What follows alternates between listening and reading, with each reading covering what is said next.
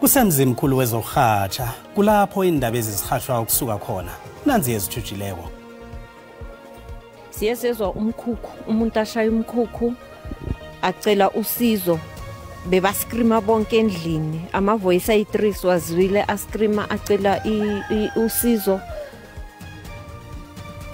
Mahluwo nenyembezi okuselekwe emndenini obhujelwe malunga azithandathu womuzi munye atshele ngemkhukhwini kwaThema eSprings. Ngangilindeleke ukuthi ngizofika endaweni yesehlo kunegazi eliyinxaphanxapha. Umntazana omkhulu kaMengameli walokhu we-ANC inkosi Albert Luthuli uthi balinde iminyaka ema-60 bona kuvele iqiniso ngokubhubha kwakababakhe. Will never unite with MK that exists to destroy the EFF. This unity that we are asking for, we're not begging it. We're demanding unity of black people. EFF ithangeze yakha ibumbano ne-MK Party ngombana ifuna kuyichabalalisa kanti i-MK Party yona ithi ayilincenga ibumbano ilifunela abantu abanzima. You don't get the result that you want, but it's also about performance because the performance will bring you the result because it's all about being ready for WAFCON, you know. Ibanyana ithabele ukuthola imidlalo emibili yentshabatshaba yobungani kodwa nayithi ilihlo layo liku WAFCON ngovela abahlinze.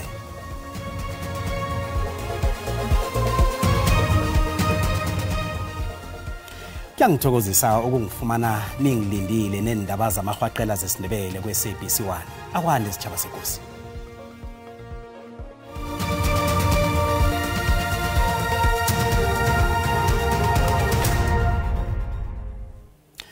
Mahluwo nenyembezi ezehla umlandelande emndenini wabantu abazithandathu ababhubhele emlilweni ngamasa namhlanje emhlahlaneni yeAmerikana ekuruleni. Uthi ubhlungu obuzwako awazi ukuthi ubuhlathulule njani.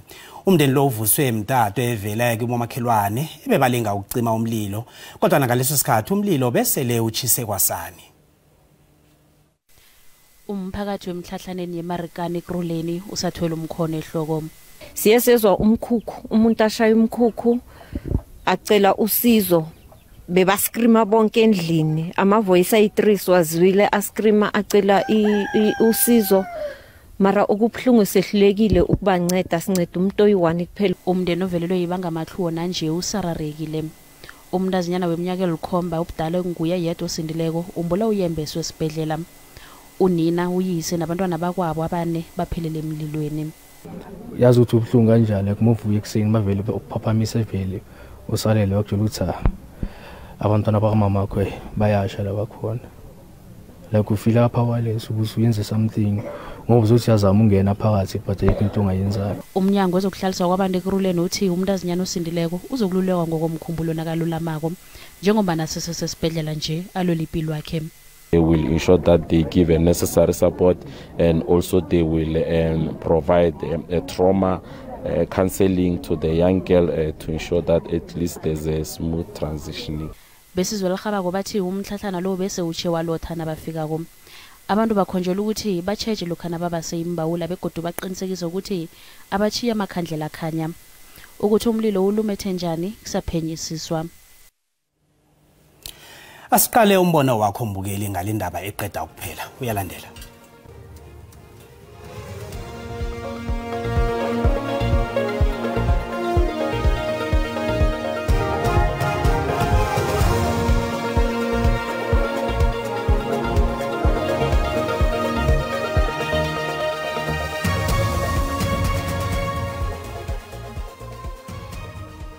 Abantu abadala ke abaqaphela ukuthi mabephuzile bengayilayithi lezi zinto ezifana nohitha nombawula ngoba umuntu ugcina ezumeka kanti asiqaphele kakhulu masibase nje imbawula yonke le nto leyo. Abantu kufanele bafunze ukuthi umlilo nasebaya kolala uyacinywa. Abanye bashiya iflame zilayitiwe bathi bafuna ukuthi babuye izindlu zifuthumele beshiya imililo unattendedly. Kona nje ngoba bona kusho imjondolo akukhomba ukuthi uhulumeni akakhanda izindlu akhela abavoti kuphelele into yomkhulu.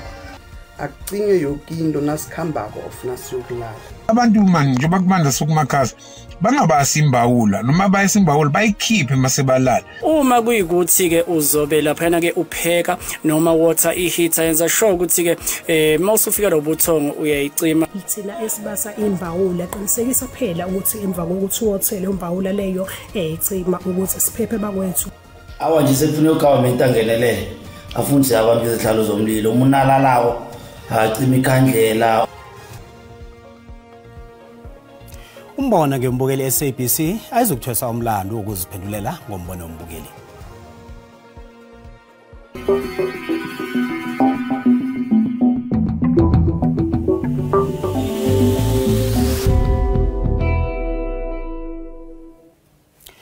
Udokotela Albertina Luthuli omntazana omkhulu kaMengameli walokhiya we-ANC inkosi Albert Luthuli utshele ikhothe ephakemeko yePietermaritzburg ukuthi ngemva kweminyaka ema-60 yonke uyisabhubha bathemba ukuthi umndeni uza kufumana ubulungiswa.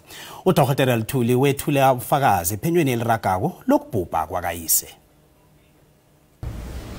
Udokotela uAlbertina Luthuli weminyaka ema-93 ubudala uthi iminyaka ema-60 balinde ukuzokwethula ubufakazi ngokubhubha kwababa bakhe ngendlela engazwisisekiko.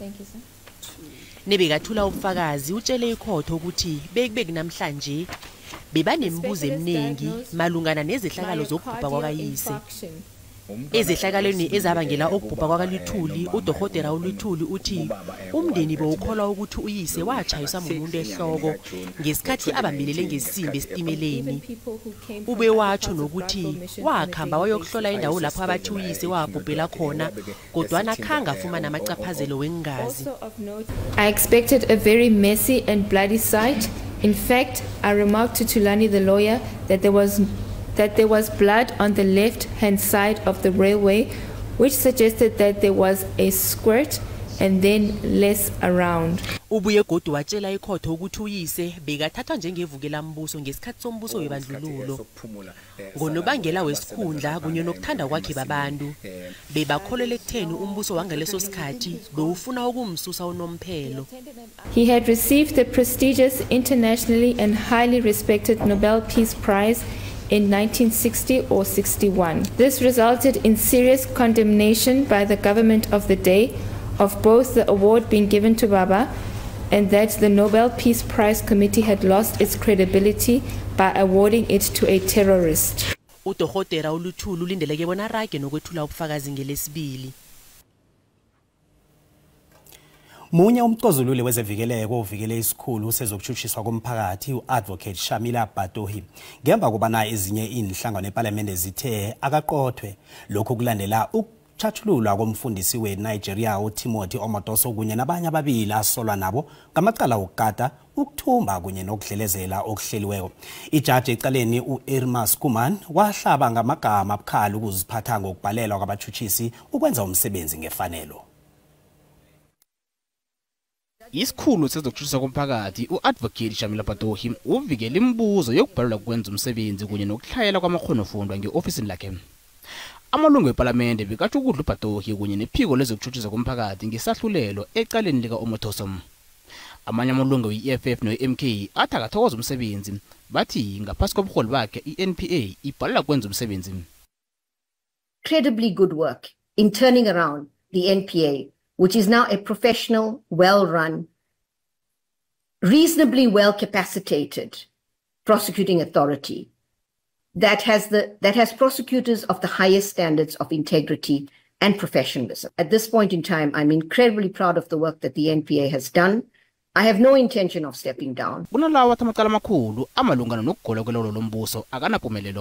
With regard to state capture-related cases, the Asset Forfeiture Unit obtained freezing orders amounting to 14.2 billion, with 8 billion recovered and paid into the Karaka. Kodwa nomqozululi munye wezevikeleko usehlangothini lika Batohi uthi ubuyisa isithunzi nokuzijamela ezikweneli ukusungula kwephiko iTruth and Reconciliation Unit ngaphakathi kweNPA kuthatha njengokhunye okuhle okwenzeke ngesikhathi sakhe. I mean, she's worked very hard to bring it up to at least a point where it can be considered a functional organization again or institution. So I think give her a few more years these things take time, and especially in terms of the prosecutions that the MPA typically undertakes, the big ones, the state capture ones, those are just going to take a long time because of their complexity. Ikontraka kaPatohi ngeyeminyaka elithumi kanti bekubekhathisi sekasebenze ngaphezudlwana kwesiqondo sesikhatheso. Unobhalazo Mbelele we-MK Part uFloyd Shibambu uhlathulele inhlangano zepolitiki zabantu abanzima ezingafuni ukusebenzisana ne-MK njengamaqephe anganalitho. Umholi we-EFF uJulius Malema ufungile ukuthi inhlangano yakhe ne-MK Part angeze zabumbana. I-EFF ne-MK Party angeze zasebenzisana nanyana kukunini njengoba i-EFF isoziswe kumbi yi-MK Party ngaphasi kobuholi bukaMengameli uJacob Zuma. Lokhu kunjengoba uMalema akholwa ukuthi i-MK Party ayikahlose okuhle njengoba ifuna ukuthi inhlangano zepolitiki zabantu abanzima zibumbane nje. Umholi we-EFF ubize uZuma njengomuntu obanga ukwahlukana onganamnqopho emihle yokubumbanisa inhlangano zabantu abanzima namavotu. Unalele qhegu konakala kwa le Zuma le batla unity reunite Zuma. We will never unite with Zuma who wants to kill the EFF. We will never unite with MK that exists to destroy the EFF. We are not friends to the enemies of the EFF. Whether Trump says the same thing about the two of us, we don't care. Unobhalazo Mbelele we-MK Party Floyd Shibambu uhlabe kumbi abaholi benhlangano zepolitiki ezingafuni ukubumbana ne-MK Party. Uthi i-MK Party sele ithomile ukuchiya abaholi abanye namaqephe abo wenhlangano ezinganalutho ngokubathathela abavoti. Don't worry about leaders of black political parties that say they do not want unity with MK. We are going to unite voters underneath them and leave them alone as leaders. This unity that we are asking for, we are not begging it. We are demanding unity of black people. I-MK Party ifuna i-EFF nezinye inhlangano zepolitiki bona zibumbane kodwa uMalema ujamile ekutheni angeze anikela i-EFF ehlanganweni kaZuma. Kusesenjalo unobhalazo Mbelele we-MK Party uFloyd Shibambu uthi uMengameli uCyril Ramaphosa akhange ajamele iSouth Africa ngefanelo nabekase-America.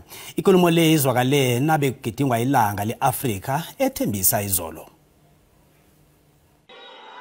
Njengombana ama-Afrika enarhakazini leni enhlangano ezichochozela ibumbano bezigidinga ilangeli, uShibambu nabekathula isifundobandulo sakhe eKuruleni ukhuthaze ibumbano lokuqinisa ubudlelwano bamazwe afana neBurkina Faso, iNiger neMali. Uthi akakaniseki ngokuthi batsho umhlangano kaMengameli wehlise isithunzi seSouth Africa nokuzinikela. We cannot continue to display the colonial mannerisms and attitude towards the colonial masters. Africa should break out of the colonial attitude and approach to how we relate with the former colonizers.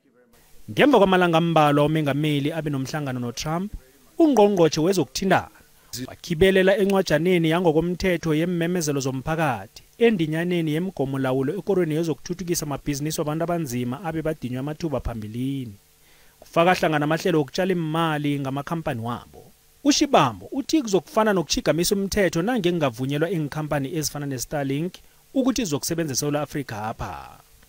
Why would any other sector of the economy want to comply with BEE laws or redress laws if Elon Musk is given some preferential treatment against everyone else? Ungqongqotjhe wezokuthintana namahlelo ecwephetshe ubizelwe eParliament ukuthi azokuthathula malungana nokungenzeka baphakamise indinyana abazihlongozako bonyana zikhibelelwe.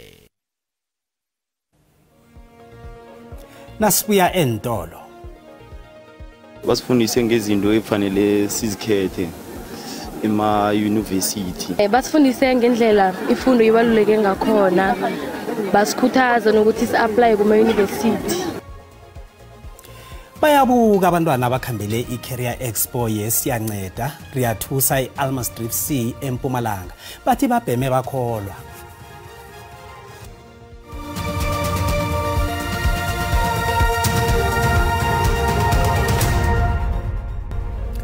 Sisaraga nendaba lapha mbukeli kanti naze kuphundileko uyazithola ku YouTube, SABC Plus, TikTok, X na ku Facebook. Asirage nazo. Ungqongqoshe wezesayensi netechnology uBlade Nzimande uthi qhakathekile ukuthi kufundiswe imiphakathi ekude naleyo eseduze namalwandle ukuthi amalwandle ayingcenye yamagugu weSouth Africa. uNzimande bekakhuluma emhlanganweni weG20 eLowveld Botanical Garden eMbombela eMpumalanga. Lilanga lesibili lemkhulumiswano yomhlangano weG20 kanti namhlanje kuqalwe khulu emalwandle njengemthombo yokuphila. Indawo ezikude kunye nalezi ezimagega namalwandle zidlala indima eqhakathekileko ekubulungeni amalwandle kunye nezinye inlwana eziphilako. Ngokutsho kukaNzimande iSouth Africa inendawo eziningi zamalwandle kunenarha. One of the things we want to be emphasizing today is that the oceans is a source of huge potential for economic growth. It's normally called the blue economy. And usually oceans, if we have got a vibrant blue economy, it can develop the whole country, not just people who are along the coast. Kubuye kodwa kwazwakalisa ukuthwenyeka nangendlela abantu abahlala hlanu kwamalwandle badunga ngakhona amanzi. Umthelela olethwa amalwandle kunye nokuchuguluka kobujamo bezulu kube yindaba ekukhulunywa ngayo khulu njengendima eqhakathekileko enawo ebujameni bezulu kunye nokuchuguluka kobujamo bezulu. Today we are discussing and engaging with the communities for them to understand that even though they might be further inland, they are still impacted by the conditions that are happening over the oceans. Gilinyanga njengengcenye yamahlelo womhlangano weG20 lo, umnyango lo uzokuraga nokubamba amahlelo weG20 esifundeni seMpumalanga. Ilutsha lendawo zemakhaya ngilo elinamandla ukufula umnotho wendawo zemakhaya ngokuthi lizihlomise ngamakhonofundo ahlukahlukeneko. Lokhu njengoba ihlangano engasebenzeli inzuzo isiyanceda Riathusha ibambe umqaleso wamabizela ongehloso yokunikela ngelwazi eholweni yomphakathi Almasrift C kwaNdebele eMpumalanga. Ihlangano le ithi ngalokhu ihlose ukusiza abafundi bendawo zemakhaya abathi nabaqeda imatric barareke ngemzuzu yokugcina nakufanele bakhethe imfundo namabizelo. Umqaliso lobo ukhanjelwe ema-university nama-college ahlukahlukeneko nabafundi baka-matric abavela enkolweni ezahlukahlukeneko nabanye ababelani. Kanti umbiki indaba we-SABC uComfort Masomboka beka lapho wasihlanganisela nakumbiko. Indawo yemaphanga eyaziwa kakhulu ngebizo lakade le-Almasrift C isebangeni elimakhilomitha ama-45 kusuka kwaMhlanga. Indawo ethulileke engenazehlakalo eziningi kodwa impumelelo yelutsha lakhona ibuthaka. Ngikho kanye lokho kusikimisa ihlangano engasebenzeli inzuzo isiyanceda Riathusha bona bamba itewu ichijile ilutsha lakhona bona lizijamele. Bebangabulala inyoka abafundi baka-matric abafahlela ngebelitshisa abancamela ukuyokumunye ilwazi ngamabizelo nemfundo abahlela ukuzenza emazikweni efundo ephakemeko ngale kwaka-matric. iGmail lisekele babelana abahlukahlukeneke kubalwa kibo umnyango wezokuhlengwa kwesimilo, ibutho lamapholisa, umasipalata weDr Jess Moroka nabanye. Abahleli bomqaliso lo bathi ngalokhu bafuna abafundi bafumana ithuba lokukhetha amabizelo abawafunako kusese nesikhathi. Umuntu angazifumani selararekile nakaqeda ukuphasa umatric agcina akhetha imfundo ezingakafanele. Sizama ukuthi sisuse lento yokuthi nakufika inyanga yabo Nobayeni uthola ukuthi abantwana azange ba-apply azange bakhona ukuziprepare ukuthi bakhona ukuya esikolweni next year, and then lento ibangela ukuthi abantwana bagcine bathola lento bayibiza ukuthi gap year. So siyanceda Riathusha organization sizama ukuyisusa lento lokuthi isuke esichabeni. Abantwana nakufika uApril bahlala bazi ukuthi kufuneka ama-document wonke aphelele. Emazikweni wezefundo ephakemeko nabo bezile lapha. Isiza abantwana besikolo ukuze bazokwazi ukuthi bakhethe ama-career path that are in demand, bangakhethi nje into ngokuthi inemali kodwa bakhethe into ngoba basuke bayithanda. Abusazwako baphumelele nabo bazokutshala umoya wekuthalo. Abafundi abaningi bafuna ukuba balingisi. Yeke kunelitho elikhulu abalidobhileko namhlanje engilithuleko ukuthi yonke into ofuna ukuyenza nanyana ibizelo elinye nelinye ofuna ukulikhetha kufanele uliyele esikolweni. Abafundi bafumene amathuba okukhulumisana nabasebenzi abavela emakorweni neminyangweni kahulumende ehlukahlukeneko zevakatshobukelo zokuhlengwa kwesimilo nebemapholiseni hlangana neminye. Bayabuka ngelwazi abalifumeneko. La eCareer Expo sifune ngomningi basifundise ngezinto efanele sizikhethe ema university. Engikuzileko basifundise ngendlela ifundo ibaluleke ngakhona basikhuthaza nokuthi si-apply kuma university. Ukuza kwamila kungenze ukuthi ngibone okuningi and ngirealize ukuthi empilweni ziningi izinto engazenza. Abatheli bathi konke lokho kwenzeka la kulindele ukuthi krakhele phambili kodwa nangomnyaka ozako njengoba nale kuyinto yaqobe eminyaka. Endabeni ze-SABC nginguComfort Masombuka eAlmansdrift C eMpumalanga. Kezemali iranda lehlile nalinganiswa nezinye imali ezikulu.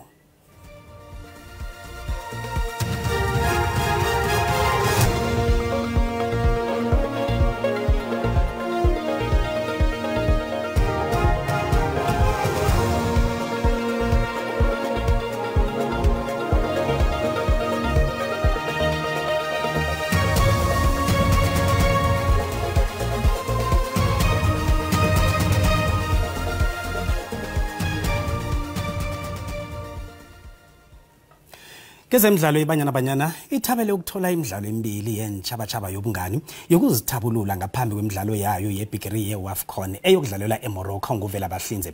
Ngolesithathu iveke le yokubambana neBotswana bese kuthi ngeveke za kuyibambane neZambia.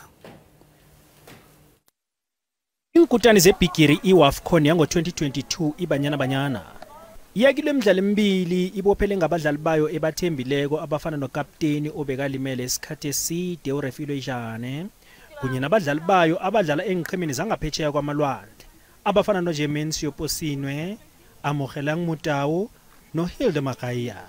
All these games that we keep on getting, we try to build on them so that by the time the tournament comes, we are fully ready. It's going to be tough, honestly, going to WAFCON and being the defending champions, but I think as a team we have to take that in our stride and go and defend our title. Umbandili uDesiree Ellis uthi le midlalo emibili uyoyisebenzisa njengeyamalungiselelo weAFCON. We're more here in testing players, in giving players an opportunity, and sometimes when you're doing that, you don't get the result that you want, but it's also about performance, because the performance will bring you the result, because it's all about being ready for WAFCON, you know. Ibanyana yokuthoma idlala neBotswana ngelesithathu bese ngeveke zako ngelesibili ibambane neZambia. Yomibili imidlalo leyo iyokuthoma ngehour lesithathu ngemva kwamadina eLucas Masterpieces Moripe Stadium eAtteridgeville.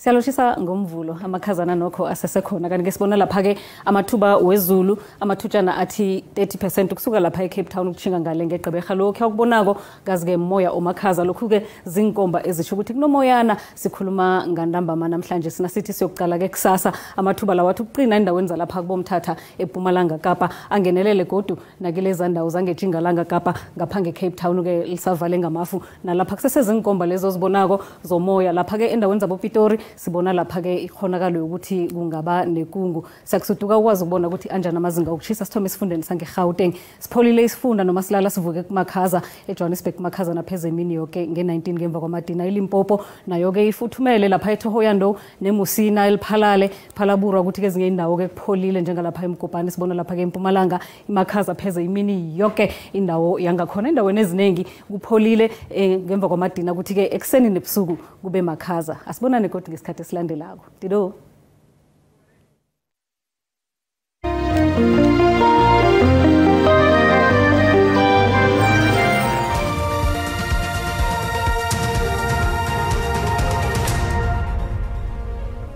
Kusasa ngelesikhathi zikhona indaba zeSwati ngizisulu ngesimbi yakhomba umusa.